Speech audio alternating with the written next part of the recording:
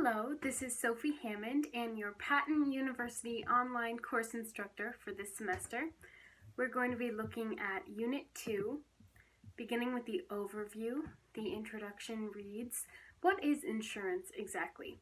Put simply, insurance is defined as a tool with which a group of individuals transfers risks to another party in order to pool the risk exposures together.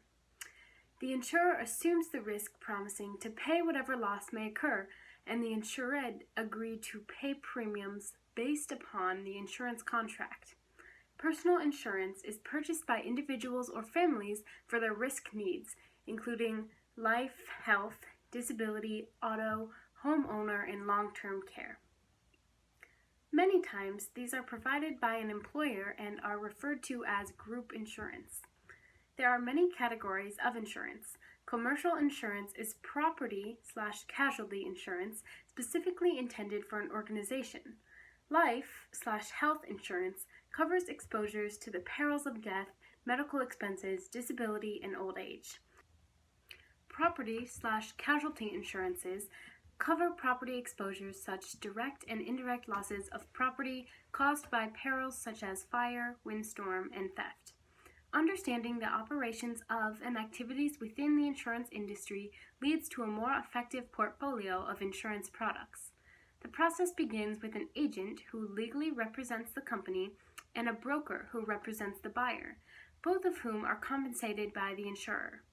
In identifying whether an individual can be insured for certain risks, an underwriter classifies the potential insured into a risk classification which determines the premium rate that must be paid.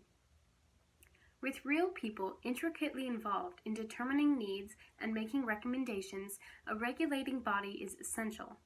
We will end the unit by looking at some agencies and licensing requirements, along with organizations such as the National Association of Insurance Commissioners, NAIC, who are responsible for creating and adopting laws to encourage uniformity among the states. There are 4 learning objectives. Number 1, assess the concept of insurance and insurable risks. Number 2, analyze the broad categories of insurance. Number 3, evaluate insurance industry practices and how various organizations are interrelated. And number 4, appraise the effectiveness of various regulatory and licensing agencies. We are going to now move into the first objective, assess the concept of insurance and insurable risks, and begin with reading number 1, the nature of insurance. A brief survey of insurance literature reveals differences of opinion among authors concerning how the term insurance should be defined. Regardless, however, the literature agrees that insurance has to contain both of the following elements. Number 1, risk pooling, and number 2, risk transfer. The risk pooling creates a large sample of risk exposures, and as the sample gets larger, the possibility of missing future loss predictions gets lower. This is the law of large numbers, discussed further in the box below, law of large numbers. The combination of risk pooling and risk transfer from the owner of the risk to a third unrelated party physically reduces the risk, both in number and in anxiety it causes. As such, we regard insurance as a social device in which a group of individuals transfer risk to another party in such a way that the third party combines or pools all the risk exposures together. Pooling the exposures together permits more accurate statistical prediction of future losses. Individuals who transfer risk to a third party are known as insureds. The third party that accepts the risks transferred by insureds is known as the insurer. Feel free to read the law of large numbers on your own. We are moving on to how insurance works. Insurance works through the following steps. Risk is transferred from an individual or entity insured to a third party, insurer. The third party, insurer, pools all the risk exposures together to compute potential future losses with some level of accuracy.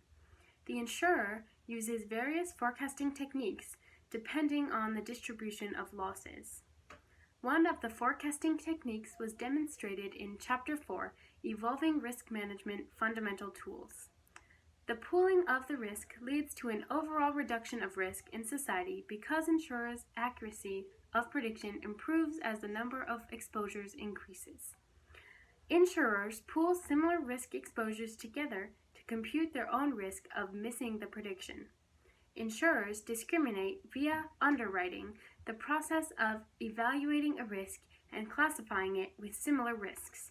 See the box below, fitting into a lower risk exposure pooling group. Both the transfer of risk to a third party and the pooling lead to reduced risk in society as a whole and a sense of reduced anxiety. Risk transfer. Insurance is created by an insurer that, as a professional risk bearer, assumes the financial aspect of risk transferred to it by insureds. The insurer assumes risk by promising to pay whatever loss may occur as long as it fits the description given in the policy and is not larger than the amount of insurance sold. The loss may be zero, or it may be many thousands of dollars. In return for accepting this variability in outcomes, our definition of risk, the insurer receives a premium. Through the premium, the policyholder has paid a certain expense in order to transfer the risk of all possible large loss. The insurance contract stipulates what types of losses will be paid by the insurer. Most insurance contracts are expressed in terms of money, although some compensate insureds by providing a service. A life insurance contract obligates the insurer to pay a specified sum of money upon the death of the person whose life is insured. A liability insurance policy requires the insurer to not only pay money on behalf of the insured to a third party, but also to provide legal and investigative services needed when the event insured against occurs. The term of some health insurance policies are fulfilled by providing medical and hospital services. Example, a semi-private room and board plus other hospital services. If the insured is ill or injured, whether the insurer fulfills its obligations with money or with services, the burden it assumes is financial. The insurer does not guarantee that the event insured against will not happen. Moreover, it cannot replace sentimental value or bear the psychological cost of a loss. A home may be worth only $80,000 for insurance purposes, but it may have many times that value to the owner in terms of sentiment. The death of a loved one can cause almost unbearable mental suffering that is in no way relieved by receiving a sum of money from the insurer. Neither of these aspects of loss can be measured in terms of money, therefore such risks can be transferred to an insurer. Because these non-economic risks create uncertainty, it is apparent that the insurance cannot completely eliminate uncertainty. Yet, insurance performs a great service by reducing the financial uncertainty created by risk. Insurance or not. In the real world, a clear definition of what is considered an insurance product does not always exist. The amount of risk that is transferred is usually the key to determining whether a certain accounting transaction is considered insurance or not. A case in point is the product called finite risk. It was used by insurers and reinsurers and became the center of a controversy that led to the resignation of Hank Greenberg, the former chairperson and chief executive officer, CEO, of American International Group, AIG, in 2006. Finite risk programs are financial methods that can be construed as financing risk assumptions. They began as arrangements between insurers and reinsurers, but they can also be arrangements between any business and an insurer. Premiums paid by the corporation to finance potential losses as opposed to risks, are placed in an experience fund, which is held by the insurer. Over time, the insured pays for his or her own losses through a systematic payment plan, and the funds are invested for the client.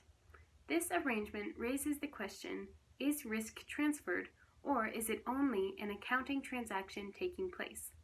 The issue is whether finite risk should be called insurance without the elements of insurance. The rule is that if there is no transfer of at least 10% of the risk, regulators regard the transaction as a non-insurance transaction that has less favorable accounting treatment for losses and taxes. Risk pooling, loss sharing. In general, the bulk of the premium required by the insurer to assume risk is used to compensate those who incur covered losses. Loss sharing is accomplished through premiums collected by the insurer from all insureds, from those who may not suffer any loss to those who have large losses. In this regard, the losses are shared by all the risk exposures who are part of the pool. This is the essence of pooling. Pooling can be done by any group who wishes to share in each other's losses. The pooling allows a more accurate prediction of the future losses because there are more risk exposures. Being part of pooling is not necessarily an insurance arrangement by itself. As such, it is not part of the transfer of risk to a third party. In a pooling arrangement, members of the group pay each other a share of the loss. Even those with no losses at all pay premiums to be part of the pooling arrangement and enjoy the benefits of such an arrangement. For this purpose, actuaries charged with determining appropriate rate prices for coverage estimate the frequency and severity of losses and the loss distribution discussed in Chapter 2, Risk Measurement and Metrics. These estimates are made for a series of categories of insureds, with each category intended to group insureds who are similar with regard to their likelihood. An underwriter then has the job of determining which category is appropriate for each insured. See the discussion in Chapter 7, Insurance Operations. Actuaries combine the information to derive expected losses. Estimates generally are based on empirical, in this case observed, data or theoretical relationships, making them objective estimates. When the actuary must rely on judgment rather than facts, the estimates are termed subjective. In most cases, both objective and subjective estimates are used in setting rates. For example, the actuary may begin with industry, determine rates based on past experience, and adjust them to reflect the actuary's instincts about the insurer's own expected experience. A life insurer may estimate that 250 of the 100,000 risk exposures of 40-year-old insureds it covers will die in the next year. If each insured carries a $1,000 policy, the insurer will pay out $250,000 in claims, 250 times 1,000. To cover these claims, the insurer requires a premium of $2.50 from each insured, $250,000 divided by 100,000, which is average or expected cost per policyholder. An additional charge to cover expenses, profit, and the risk of actual losses exceeding expected losses would be included in the actual premium. A reduction of the premium would result from the insurer sharing its investment earnings with insureds.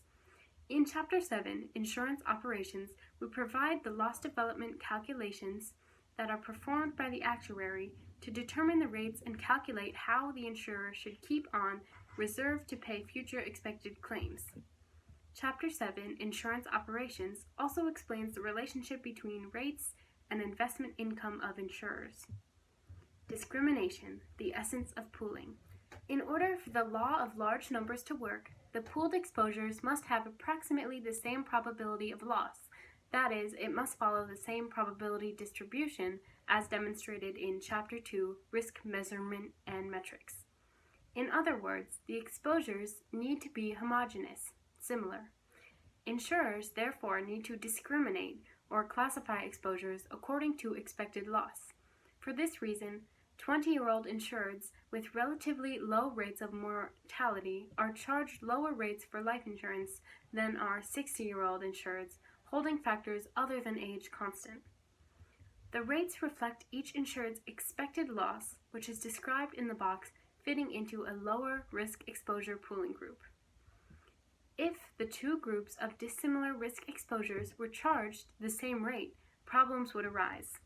As previously stated, rates reflect average loss costs.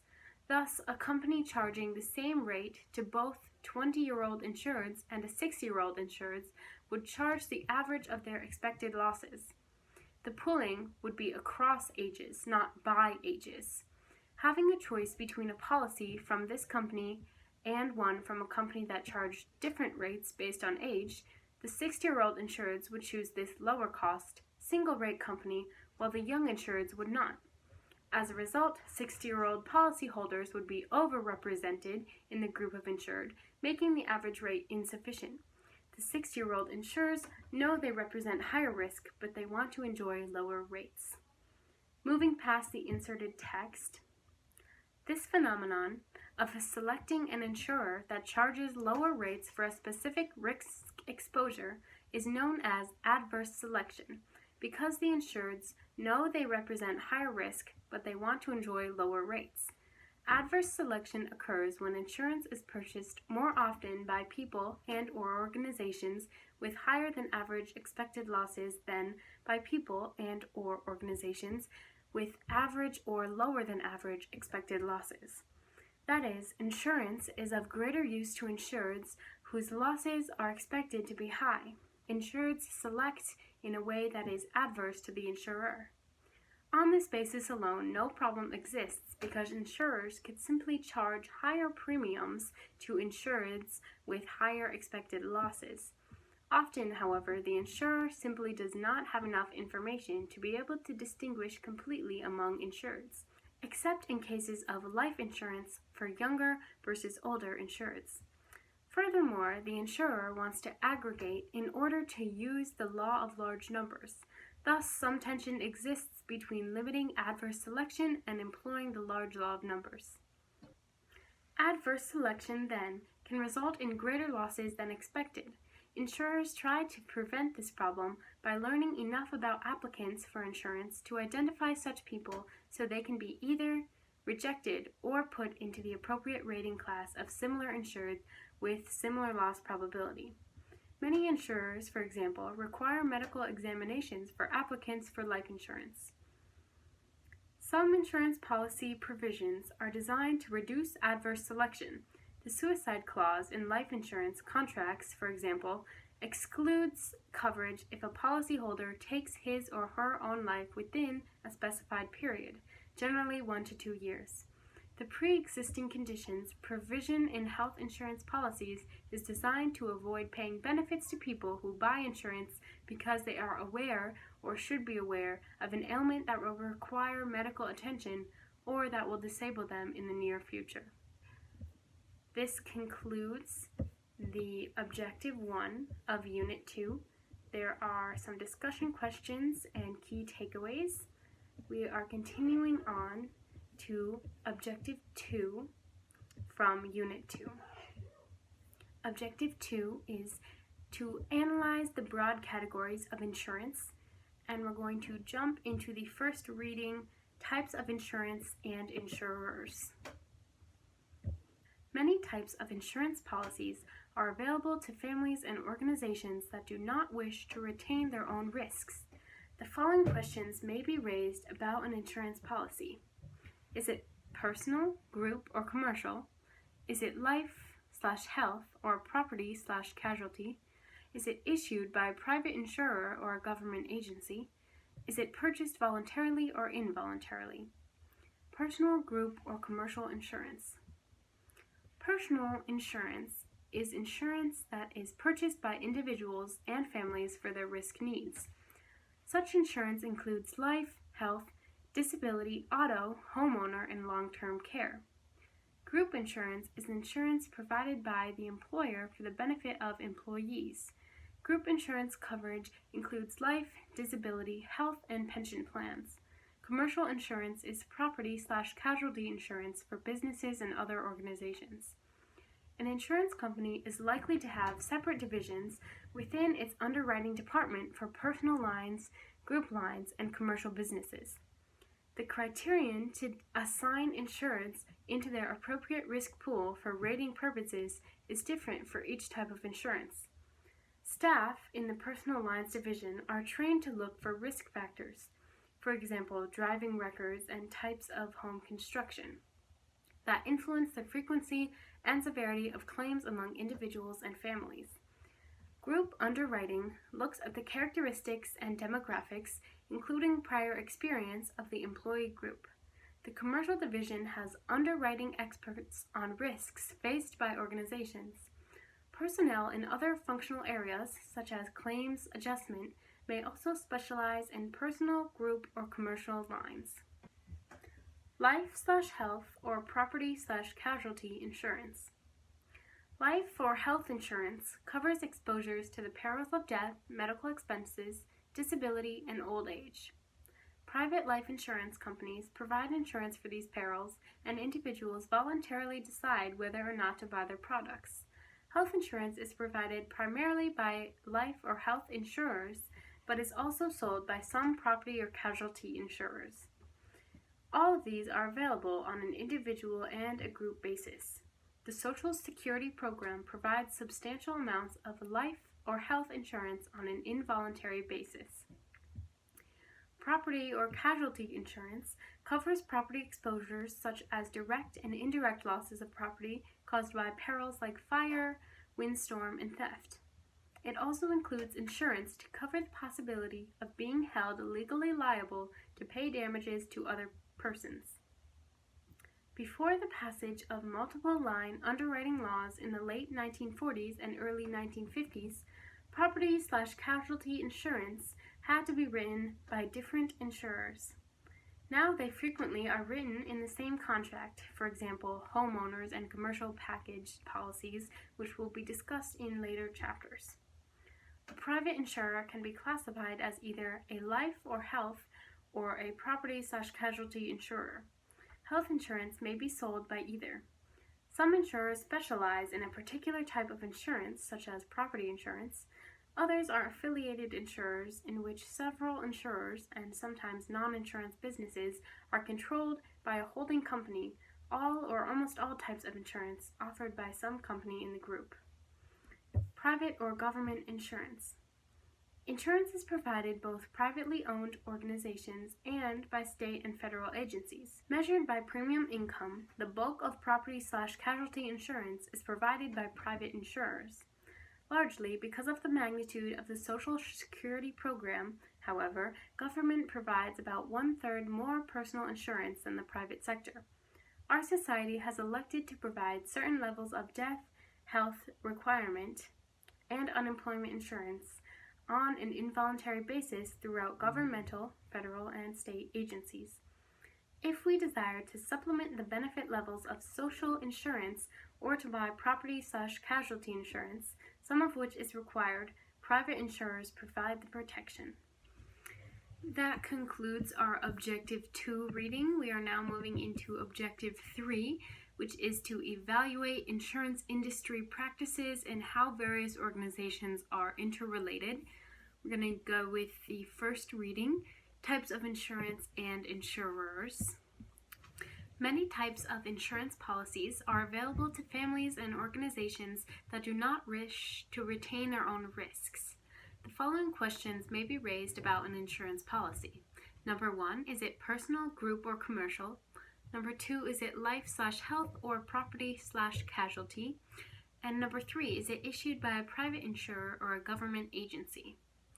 And lastly, number 4, is it purchased voluntarily or involuntarily? Personal, group, or commercial insurance.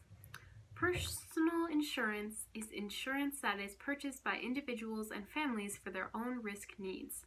Such insurance includes life, health, disability, auto, homeowner, and long-term care. Group insurance is insurance provided by the employer for the benefits of the employees. Group insurance coverage includes life, disability, health, and pension plans. Commercial insurance is property/casualty insurance for businesses and other organizations. An insurance company is likely to have separate divisions within its underwriting departments for personal lines, group lines, and commercial businesses. The criterion to assign insureds to their appropriate risk pool for rating purposes is different for each type of insurance. Staff in the personal lines division are trained to look for risk factors, for example, driving records and types of home construction, that influence the frequency and severity of claims among individuals and families. Group underwriting tools look at the characteristics and demographics, including prior experience of the employee group. The commercial division has underwriting experts on risks faced by organizations. Personnel in other functional areas such as claims adjustment may also specialize in personal, group, or commercial lines. It goes on to talk about some different types of insurance. Feel free to finish off the rest of the reading from Objective 3. We are now going to cover a good portion of the reading from Objective 4. Appraise the effectiveness of various regulatory and licensing agencies. And we're jumping in with the first reading, Insurance Regulation. Insurance delivers only future payment in case of a loss. Therefore, it has long been actively regulated. The nature of the product requires strong regulation to ensure the solvency of insurers when claims are filed. This is the big picture of the regulation of insurance in a nutshell. However, within this important overall objective, there are many areas and issues that are regulated as interim steps to achieve the main objective of the availability of funds to pay claims. Most of the regulation has been at the state level for many years. The possibility of federal involvement has also been raised, especially since the passage of Gramm-Leach-Bliley Financial Services Modernization Act, GLBA, in 1999, and subsequent activities like the optional federal charter of insurers discussed in the box The State of State Insurance Regulation, a continued debate. In August 2004, Representative Michael Oxley, chairperson of the House Financial Services Committee, and Representative Richard Baker, chairperson of the Subcommittee on Capital Markets, Insurance, and Government-Sponsored Enterprises, released a draft of the State Modernization and Regulatory Transparency, SMART or SMART Act. This proposal is also regarded as the Insurance Regulatory Reform Roadmap Draft, and it has added fuel to the debate of state versus federal insurance regulation. The debate has taken many shapes, including a dual federal-state chartering system, similar to the banking industry dual regulatory system that would allow companies to choose between the state system and a national regulatory structure. Under the current state insurance regulation scheme, state legislatures pass insurance laws that form the basis for insurance regulation. Common forms of insurance regulatory laws are listed in Table 8.4, Common Types of Insurance Regulatory Laws. To ensure the smooth operation of insurance markets and the solvency of insurers, insurance laws are concerned not only with the operations and investments of insurers, but also with licensing requirements for insurers, agents, brokers, and claim adjusters, and with rates and policy forms and consumer protection. The laws provide standards of financial solvency, including methods of establishing reserves and the types of investments permitted. Provisions are made in the state's laws for the liquidation or rehabilitation of any insurance company in severe financial difficulty. Because solvency is considered to be affected by the product pricing, setting rates, rate regulation is an important part of insurance regulation. Trade practices, including marketing and claims adjustment, are also part of the law. Legislation also creates methods to make certain types of insurance readily available at affordable, that is, subsidized prices. In addition, the taxation of insurers at the state level is spelled out in insurance code for each state. See Table 8.4 and continue with the reading. Every state has an insurance department to administer insurance laws. It is known as the Commissioner or Superintendent of Insurance. In some states, the Commissioner of Insurance also acts as another official of the state government, such as state treasurer, state auditor, or director of banking. In most states, however, acting as Commissioner of Insurance is the person's sole responsibility. In some states, the commissioner is appointed, in others he or she is elected. Most insurance departments have relatively few staff employees, but several are large, such as those in Texas, California, Illinois, Florida, and New York. The small departments are generally not equipped to provide effective regulation of such a powerful industry. As indicated above, the most important part of regulation is to ensure solvency of insurers. Assisting in this objective are the regulatory efforts in the area of consumer protection in terms of rates and policy forms.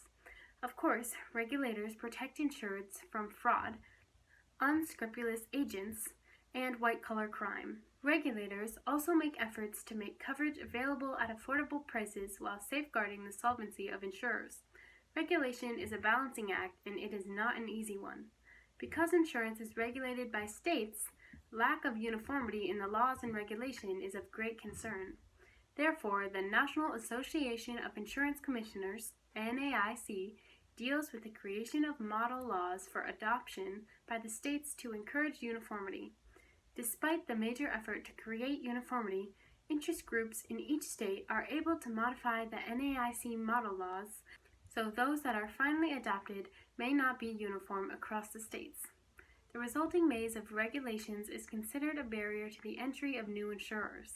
This is an introductory text, so insurance regulation will be only discussed briefly here. For the interested student, the NAIC website is a great place to explore the current status of insurance regulation. Each state's insurance department has its own website as well.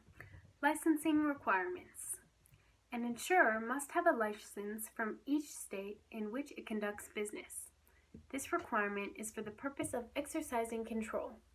Companies chartered in a state are known as domestic insurers. Foreign insurers are those formed in another state.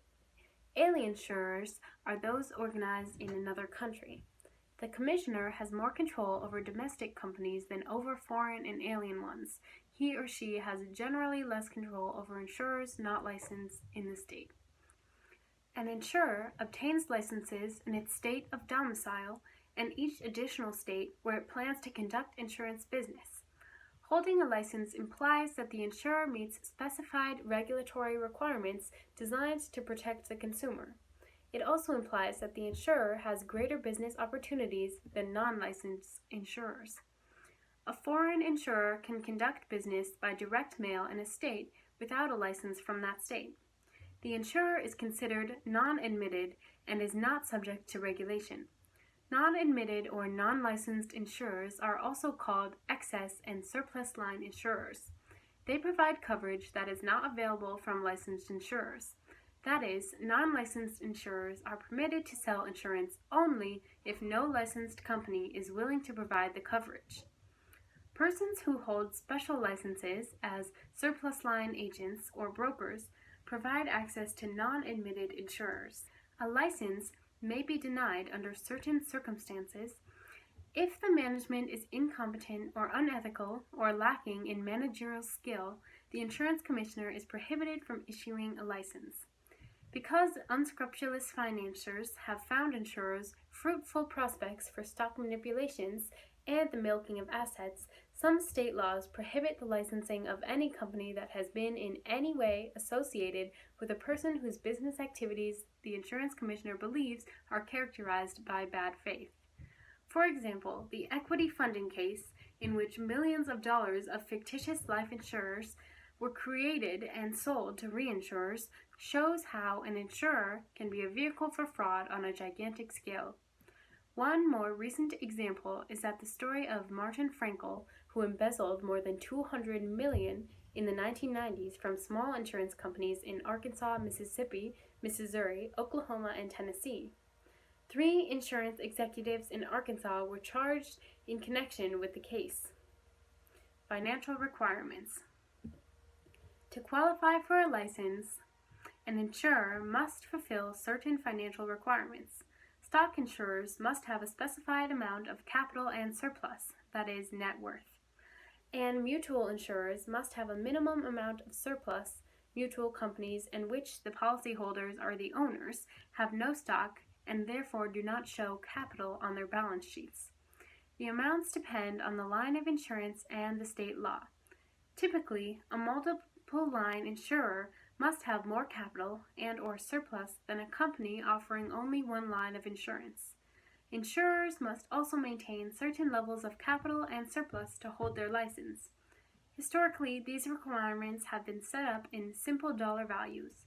During the 1990s, requirements for risk-based capital were implemented by the states. Accounting compliance. Insurance companies are required to submit uniform financial statements to the regulators. These statements are based on statutory accounting as opposed to the generally accepted accounting (GAAP) or GAAP system, which is the acceptable system of accounting for publicly traded firms. Statutory accounting (SAP) or SAP is the system of reporting of insurance that allows companies to account differently for accrued losses. The NAIC working groups modify the financial reporting requirements often. In 2002, in the wake of a series of corporate financial scandals, including those affecting Enron, Arthur Andersen, and WorldCom, the Sarbanes-Oxley (SOX) Act of 2002 was adopted. It is considered to be the most significant change to federal securities law in the United States in recent history. It mandates that companies implement improved internal controls and adds criminal and civil penalties for security violations. SOX calls for auditor independence and increased disclosure regarding executive compensation, insider trading, and financial statements.